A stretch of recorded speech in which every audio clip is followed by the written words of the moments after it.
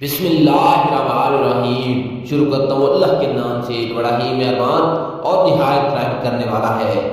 امام علیہ السلام راستے سے گزر رہے تھے، دیکھا ایک شخص نہانے کے بعد جسم اور بال بھیگے ہوئے تھے، ٹھنڈی ہوا میں گھوم رہا تھا۔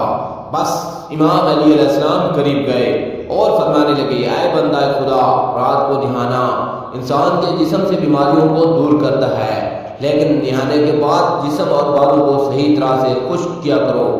بغیر جسم اور بال خشک کیے ٹھنڈی ہوا میں بیٹھا نہ کرو، کیونکہ اس سے انسان کا جسم گرم اور سرد کے بیچ میں بیمار پڑ جاتا ہے۔ یاد رکھنا، انسان کا پانی سے غسل کرنا، اپنے آپ کو صاف کرنا اور پھر پانی کو اپنے بالوں اور جسم سے خشک کرنا ایسے ہے جیسے کوئی انسان اپنے سارے گناہ اپنے جسم سے صاف کر لے۔